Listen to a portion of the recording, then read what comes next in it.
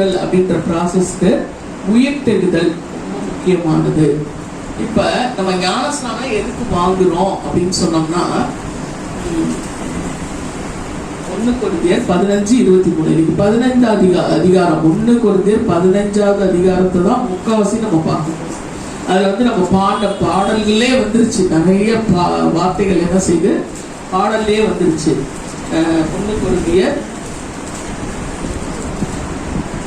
15:29-30 15:29-30.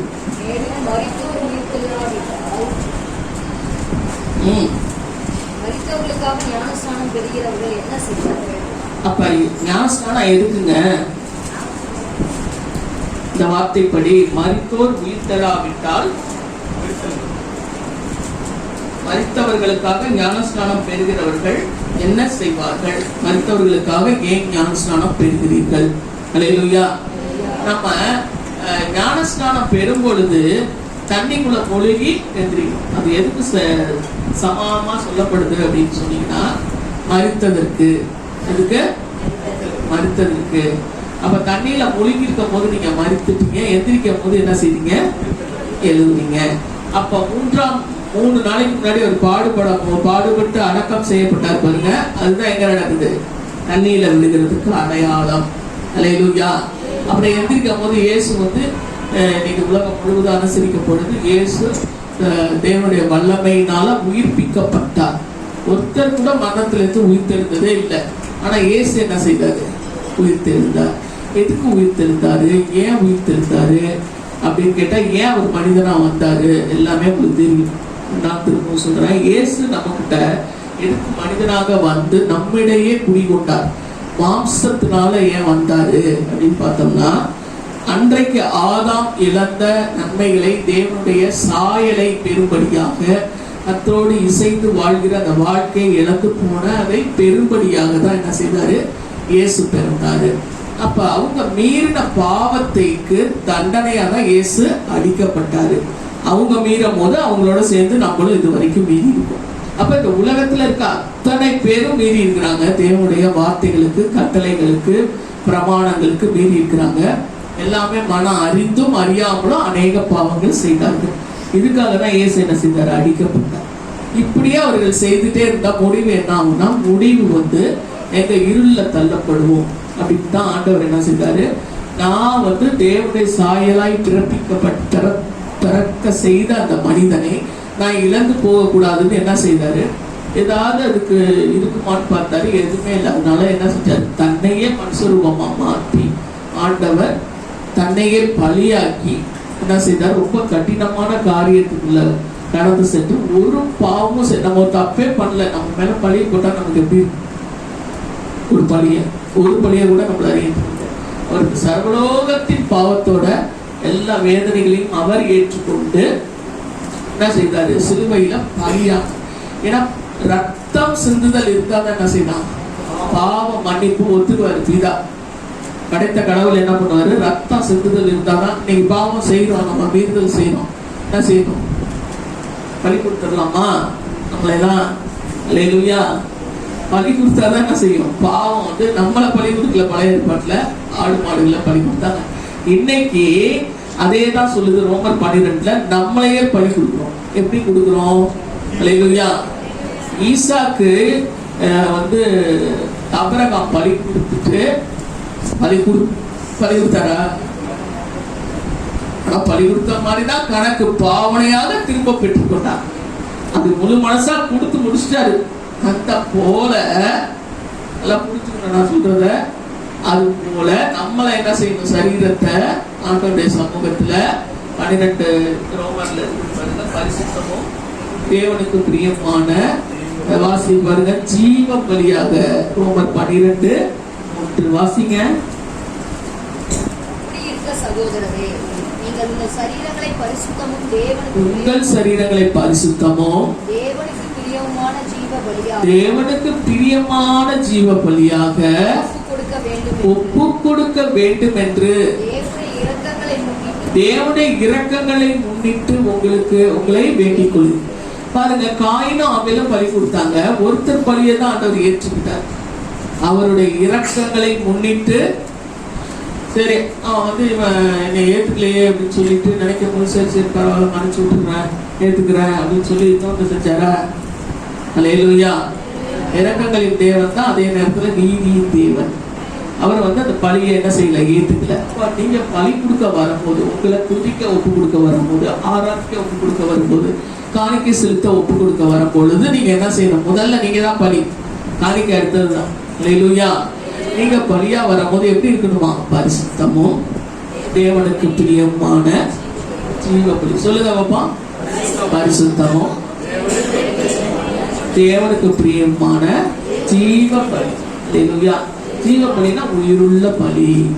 ஆனா ஆண்டவர் என்ன செய்தார்? இயேசு கிறிஸ்து கடைசி பலியாக அவர் மரித்தார்னா செத்தே போயிட்டார். அல்லேலூயா. எங்க? சிலுவையில. அல்லேலூயா. சிலுவையில நம்முடைய பாவங்களுக்காக அவர் என்ன செய்தாரு? அடிக்கப்பட்டாரு. அது வந்து பெரிய வள்ளி மிதவள்ளியும். அப்ப 3ஆம் நாள் வந்து இந்த இடையில அவர் இயேசு என்ன செஞ்சிருப்பாரு? அங்கே கல்லறையில பட்டு இருப்பாரு. நீங்க நினைக்கிறீங்களா? இறந்தோட தேவன் கொடுத்த அந்த ஆவி, அல்லேலூயா, உயிருன்றோம்ல, அது எங்க போயிருதுன்னா நேரம் எங்க போகுது? தேவ சமூகத்தில் தீபமா போகுது. தீபம் எல்லாம் வசனம் இருக்குது. நேரம் குறைவாரு. தீபமா போய் அங்க நின்றுடும். உடைய சரீரம் என்ன செய்யுது? இயேசுடைய சரீரம் அப்படியே தான் இருக்குது. ஏன்னா என்ன பூசறதுக்கு வராங்க கர்த்தா வர்க்கங்கள், அதெல்லாம் வாசனை திரவியங்கள்லாம் எடுத்துட்டு வந்து நல்லா அதுல பூசி நிறைய நாள் கட்டி வைக்கணும் அப்படின்ற மாதிரி தான் ஸ்திரீகள் என்ன செய்யறாங்க? வராங்க. இயேசுடைய சரீரம். இந்த ஆத்மா, அல்லேலூயா, அது எங்க போச்சு? என்ன பண்ணுச்சு அப்படின்னு பாத்தீங்கன்னா 1 பேதுரு 3ஆவது அதிகாரம்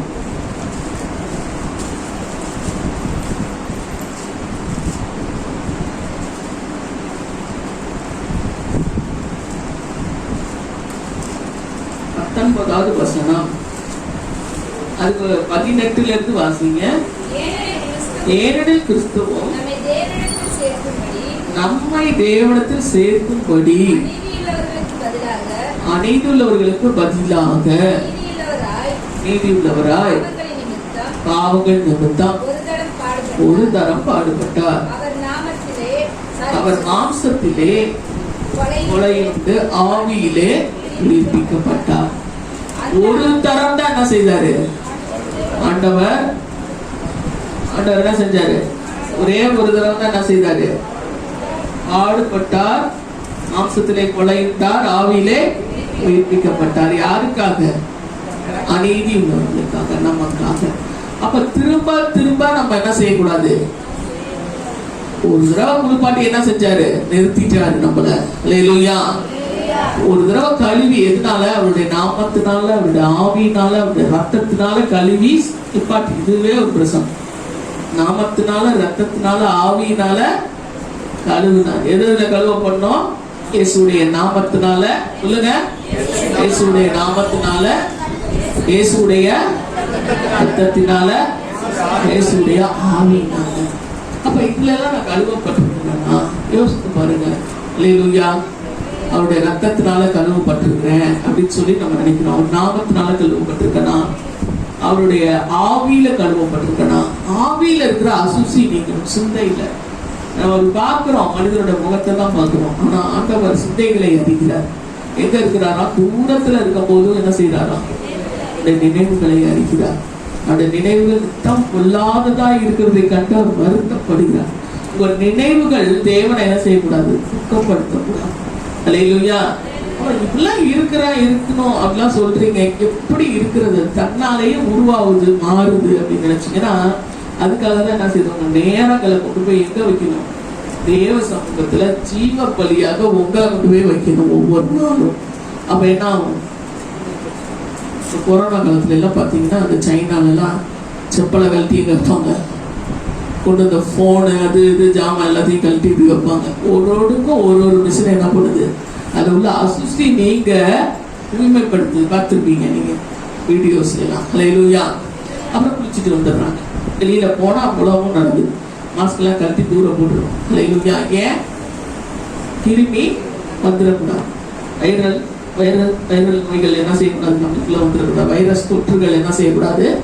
நமக்குள்ள வந்துடக்கூடாது, நம்மளோட அது விடாது, என்ன செய்யுது முழு வீட்டையும் இது பண்ணணும்னு எந்தெந்த பொருள் எல்லாத்தையுமே அது குறிப்பிட்ட நேரத்துக்கு காவலுக்குள்ள இருந்ததுக்கு அப்புறம் தான் விட்டதுக்கு அப்புறம் உலகம் நடந்துச்சு.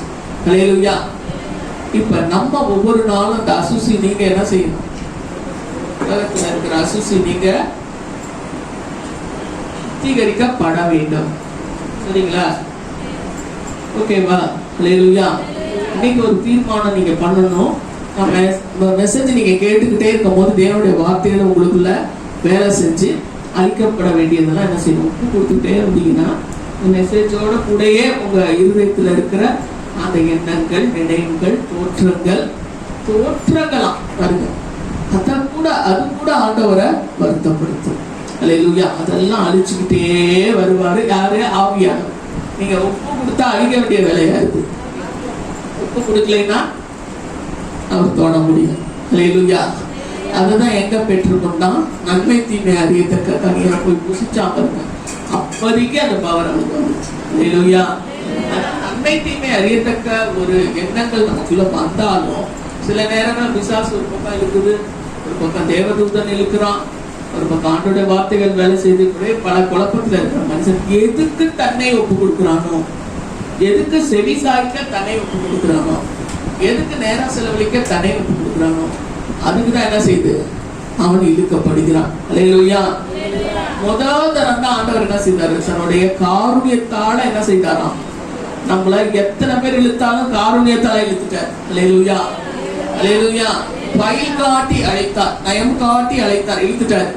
அடுத்தடுத்த முறை நீங்க தான் என்ன செய்யணும், ஆவியினால, வசனத்தினால, அபிஷேகத்தினால, ஐக்கியத்தினால. எதுக்கு சபைக்கு வர, இதனாலதான் என்ன செய்யணும், ஐக்கியத்துக்கெல்லாம் போக வேணாம். அல்லேலூயா. உங்க வீட்டுல இருந்து ஜெபிச்சாலும் ஒரு வாரத்துக்கு ஒரு நாள் போனா இப்படிப்பட்ட காரியங்கள் என்ன செய்யுது, சரிப்பட்டு வராது. அப்படியே தேவன் எழுதி வைக்கணும். அதுக்கே ஒரு ஊழியக்காரர் ஆண்டவர் நியமித்து, ஒரு சபையை நியமித்து ஆண்டவர் அதெல்லாம் ஒவ்வொன்றா ஒவ்வொரு காரியங்களை இந்த உலகத்துல எதுக்கு வச்சிருக்கணும். அல்லேலூயா. இது அல்லேலூயா. இந்த இழுக்கப்படுதல்கள்ல இருந்து இந்த உலகத்துல இருக்கிற வரைக்கும் நம்ம தப்பிக்கிறதுக்கு ஆண்டவர் சில காரியங்களை வைத்துக்கிறார். அதெல்லாம் செய்யாம நான் இன்னைக்கு ரசிக்கப்பட்ட பாருங்க, கழுவிட்டார் பாருங்க, அதுலயே நான் தப்பிச்சிருவேன் அப்படின்னு சொன்னாலாம் முடியாது.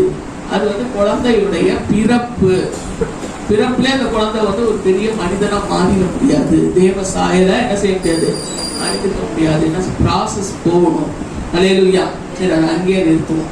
இப்ப இந்த நாள்ல என்ன ஆண்டவர் செய்தாரு அப்படின்னு சொன்னா, 19 வாசிங்க. அந்த ஆவியிலே அவர் போய் உயிர்ப்பிக்கப்பட்டார் பாருங்க. உயிர்ப்பிக்கப்பட்ட அந்த ஆவியில போயிட்டு காவலில் உள்ள ஆவிகளுக்கு பிரசங்கித்தார். ஏற்கனவே சிறைப்பட்டு இருக்கிற எதை விடுவித்தாராம், ஃபர்ஸ்ட் வேலை என்ன பண்றாரு, சிறைப்பட்டவர்களை சிறையாக்கி கொண்டு போனார். என்ன செஞ்சாருன்னா, நோவா காலத்துல என்ன செஞ்சாங்க, நிறைய பேரை அழிச்சிட்டாங்க தானே இந்த உலகத்துல. அவங்களுக்கு எல்லாம் போயிட்டு என்ன பண்ணாரு, அது அடுத்த வசனத்துல இருக்கு. அந்த ஆவிகள் பூர்வத்தில் நோவா பேழை ஆயத்தம் பண்ணும் நாட்களிலே தேவன் நீடிய பொறுமையோடு காத்திருந்த போது கீழ்ப்படியாமல் போனவைகள். ஆவிகளை என்ன செய்யல, கீழ்ப்படிக்கல. ஆவிகள் தான் அந்த மனிதர்கள். அந்த பேழையிலே சிலராகிய 8 பேர் மாத்திரம் பிரவேசித்து ஜலத்தினால் காக்கப்பட்டார்கள். பாருங்க, அந்த ஜலத்தினால, அல்லேலூயா, ஜலத்துல என்ன செஞ்சாங்க, அந்த கூடார பேழையினால என்ன செய்தாங்க, பாதுகாக்கப்பட்டார்கள். அவங்களுக்கு போய் பிரசங்கம் பண்ணி அவங்கள கொண்டு போய் எங்க வைத்தாரு, அல்லேலூயா, நரகம், அந்த பாதாளத்துக்கு பக்கத்துல என்ன செய்தது, பரதீசு இருந்துச்சு. பரதீசு அப்படின்னா ஒரு தோட்டம் மாதிரி. அல்லேலூயா. ஒரு அரண்மனைக்கு வெளியே அப்படியே ஒரு தோட்டம் இருக்குமோ அது போலதான் என்ன செய்யுது பரதீசு. கல்லனை பார்த்து ஆண்டவர் என்ன சொன்னாரு, இன்னைக்கு என்னோடு கூட பரதீசில் இருப்பாய்ன்னு சொன்னார். அப்ப பாதாளத்துக்கிட்ட தான் இருந்துச்சு. என்ன செய்யுது, அதை தூக்கி கொண்டு போய் என்ன செய்தார் ஆண்டவர், பரலோகத்துக்கிட்ட கொண்டு போய் வச்சுட்டார். என்ன காரணம் அப்படின்னு சொன்னா, ஆண்டவர் இவர்களுக்கு பிரசங்கம் பண்ணி அவங்களை எல்லாம் என்ன செய்தாரு, விடுவித்தாரு. அங்க போய் சுவிசேஷம் அறிவித்தார். அல்லேலூயா. அவர்களுக்காக மரித்தேன் அப்படின்றத சொல்லி அப்படியே அந்த ஆவிகளை ஒப்பு கொடுத்துருக்காதான் என்ன செய்ய முடியும். கொண்டு போனாரா? இப்ப இந்த லாசரு அந்த ஐஸ்வர்யவான் பணக்காரனும் ஏழை லாசரு கதை உங்களுக்கு தெரியும். அப்ப அவன் என்ன சொன்னான்? பாதாளத்துல இருந்து அது எங்க எழுதப்பட்டிருக்குன்னா லூக்கா 16:22, லூக்கா 23, லூக்கா 16:22 இருக்குது. 16:22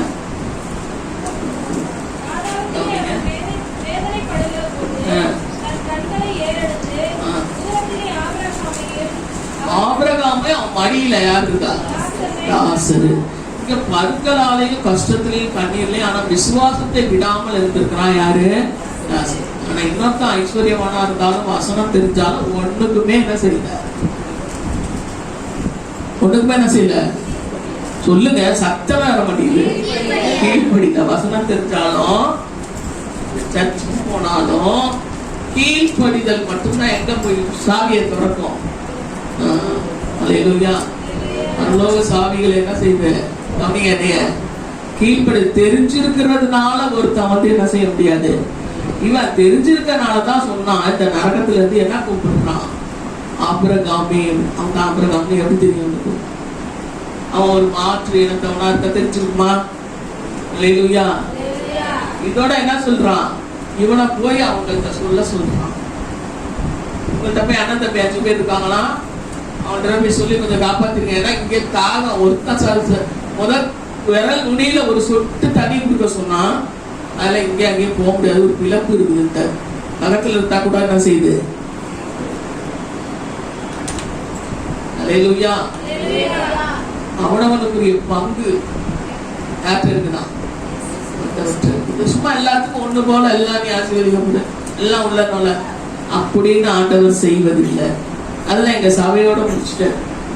தேவனுடைய வருகையில தேவன் எதுக்காக மரித்து உயிர்ப்பிக்கப்படும் சொல்லுங்க கொஞ்சம். அது பாட்டுக்கு அவர் வேலையில இருந்தாரு, பிரமாணங்கள் கொடுத்தாரு, கட்டளைகள் கொடுத்தாரு, இப்படிலாம் இருக்காரு. நீர்னா அங்க போ, இதுலன்னா இங்க வா அப்படின்னு முடிச்சுட்டாரு.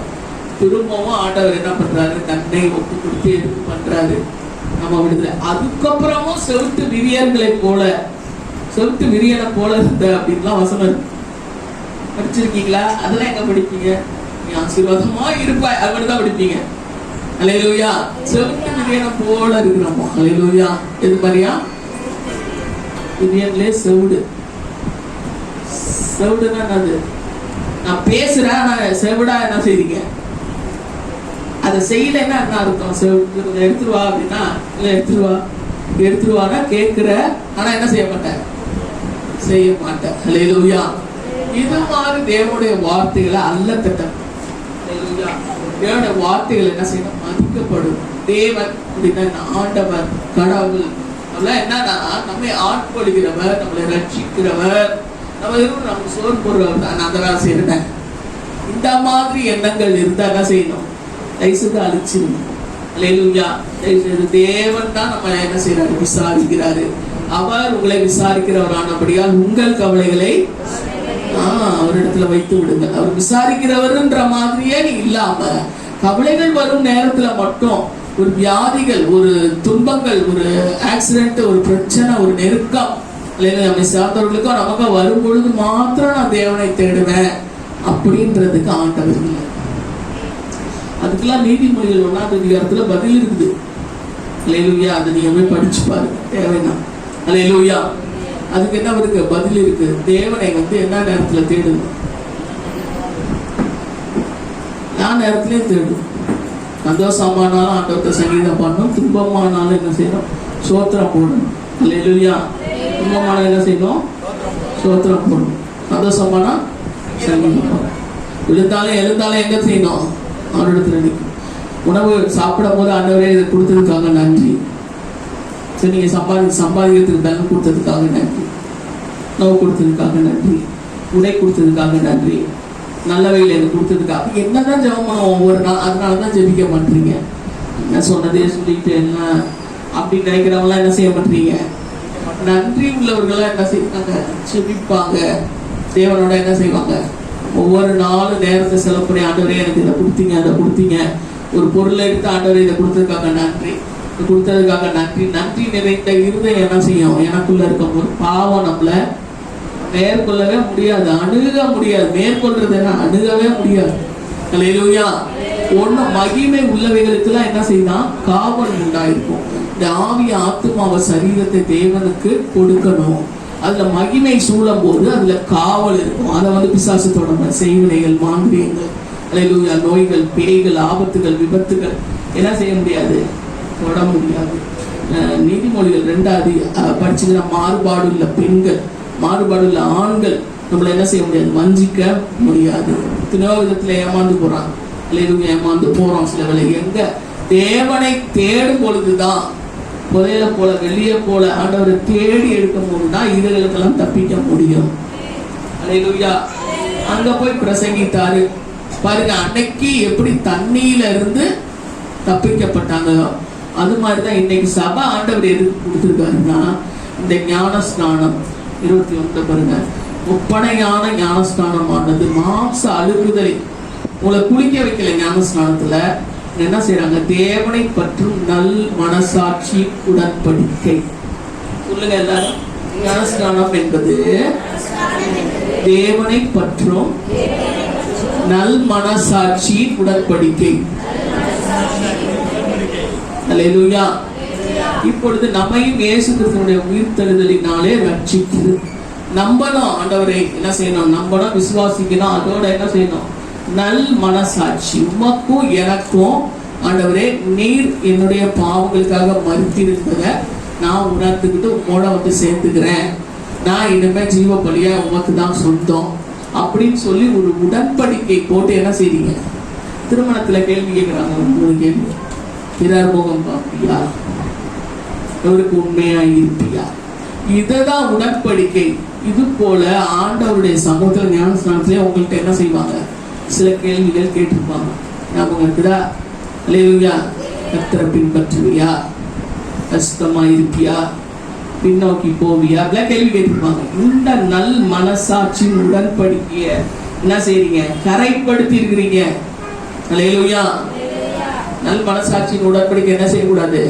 கரைப்படுத்தக்கூடாது. திருமண உறவு அப்படின்றது எவ்வளவு முக்கியமானதோ அதுல விட்ட கோடிக்கணக்கான உண்மை, பரிசுத்தம், ஒழுக்கம், கீழ்ப்படிதல் எங்க இருக்கணும்?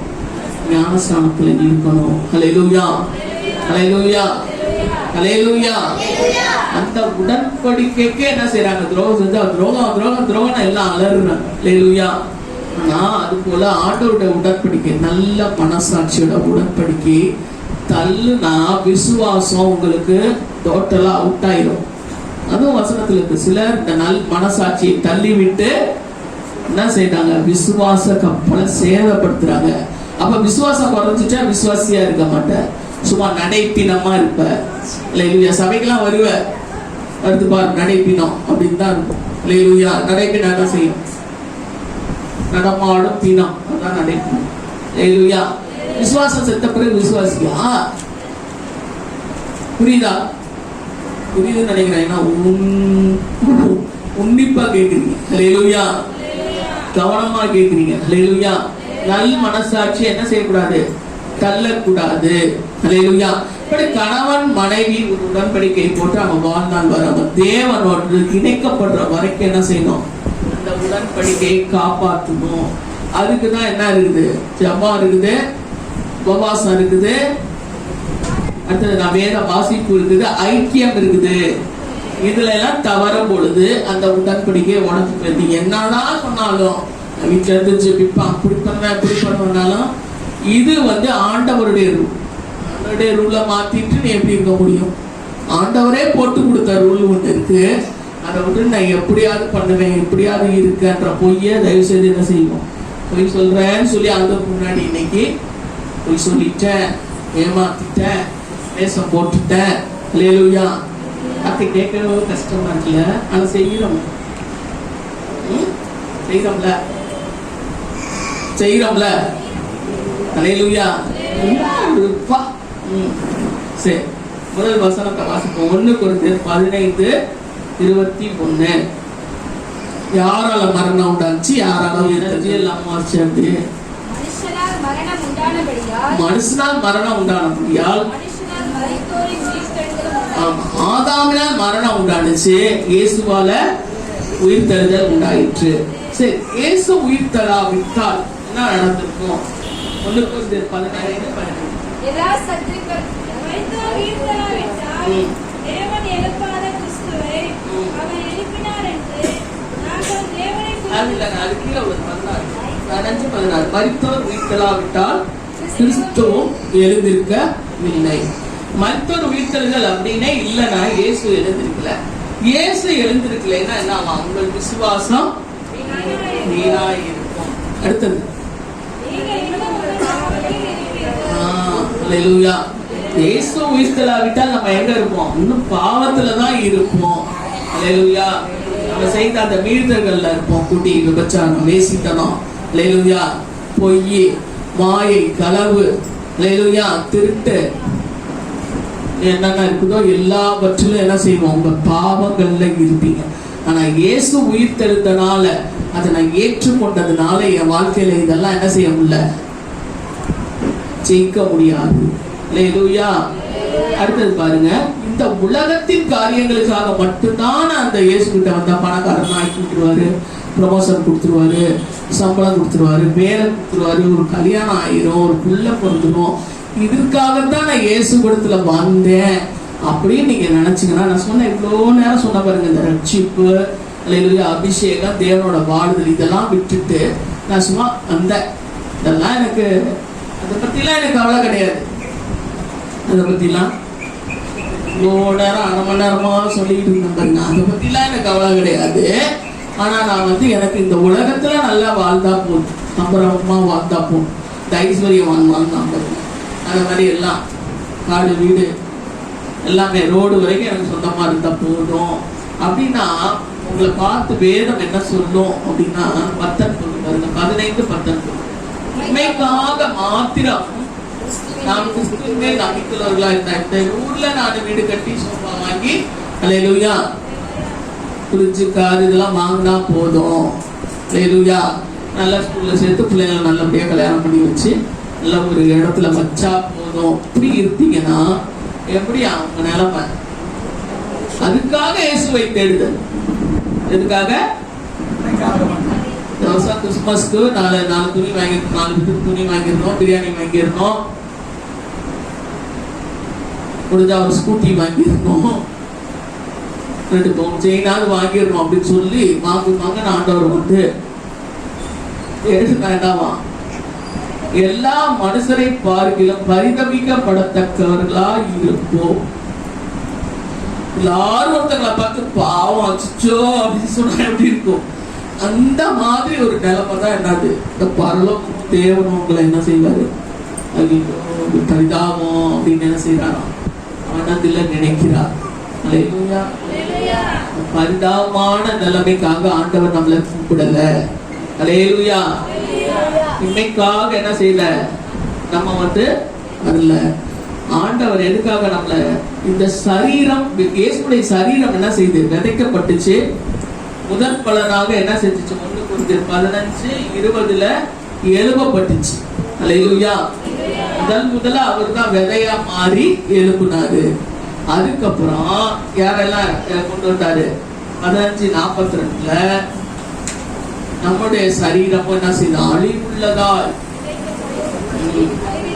கிறிஸ்துவை ஏற்றுக்கொண்டு மரித்தவங்க எல்லாம் இப்ப மரித்திருக்காங்க. அநேகர் இவங்க எல்லாம் எப்படி மரிக்கப்பட்டிருக்காங்க? கனவீனம் உள்ளதாய் விதைக்கப்படும், மகிமை உள்ளதாய் எக்கால துணி கேட்கும் பொழுது கிறிஸ்துக்குள்ள மரித்தவங்க எல்லாம் என்ன செய்வாங்க? எழுந்திருப்பாங்க. முதலாவது அல்லேலூயா, அழிவில்லாததா எழுந்திருக்கும். சாகம் போது இப்ப என்னோட அம்மா கூட வச்சுக்கிறீங்கன்னா, சாகம் போது பல வித வியாதிகள் பிரச்சனைகள்ல இறந்தாங்க. அப்ப எப்படி போகுது? இந்த உலகத்தை தாங்கக்கூடாத ஒரு சரீரமா, ஒரு பலவீனமுள்ள சரீரமா என்ன செய்து விதைக்கப்படும். ஆண்டவர் எக்காலம் ஊதும் பொழுது என்ன செய்யும்? பலமுள்ளதா எழுந்திருக்கும். அல்லேலூயா. அதே மாதிரிதான் ஜென்ம சரீரம், ஆமா, நம்ம தாயிடத்துல இருந்து உருவான இந்த சரீரம் என்ன செய்து விதைக்கப்படும். எக்காலம் தொழிக்கும் போது எது எந்திரிக்கும்? ஆமா. ஒருவேளை இவங்க ரட்சிக்கப்படாம இயேசுடைய உயிர்த்தெழுதலை நம்பாம, இயேசு எனக்காக தான் அடிக்கப்பட்டாருன்னு நம்பாம, அல்லேலூயா, நம்பினாலும் அந்த பாதையில நடக்காம இருந்துட்டா அது எந்திரிக்காது. நல்லா புரிஞ்சுக்கணும். இன்னைக்கு இதை சொல்லத்தான் நான் வந்திருக்கிறேன். அல்லேலூயா, அது எழுந்திருக்காது. சரீரம் கத்தரோட என்ன செய்யாது? கத்துடைய கால துணி கேட்கும் போது எந்திரிக்காது. அல்லேலூயா, அல்லேலூயா, அல்லேலூயா. அப்ப தேவனுடைய சாயல் பாருங்க, 49 மன்னானவுடைய சாயல் எப்ப வந்துச்சு? நமக்கு குழந்தையா பிறக்கும் போது மனிதனுடைய சாயல் வந்துச்சு. அல்லேலூயா. அதே மாதிரி நம்ம ரட்சிக்கப்பட்டதுக்கு காரணம் மாணவருடைய தேவனுடைய சாயலை. நான் என்ன பார்த்தா இயேசுவை பார்க்கக்கூடாது, இயேசு பார்த்தா என்ன பார்க்க கூடாது. அல்லேலூயா. புரியுதா எதுக்காக ரட்சிக்கப்பட்டிருக்கோம்? அப்படிதான் ஒரு மூத்த சகோதரரா இருந்தார் பாருங்க. சகோதரர்களை நீங்க பாத்தீங்கன்னா அப்படியே அவங்க முக ஜாட அப்படி கொஞ்சம் தெரியும் எல்லாருக்குமே. சகோதரர்கள் அப்படி பார்த்தா சொல்ல முடிகிற அளவுக்கு இருக்கு. அல்லேலூயா. அப்ப முதற்பலனாகிய இயேசு, அல்லேலூயா, எங்க இருந்தாரு? முதற்பலனாகிய இயேசு எழுதிக்கிட்டீங்களா? தான் முதற்பலனாகிய இயேசு வந்து 1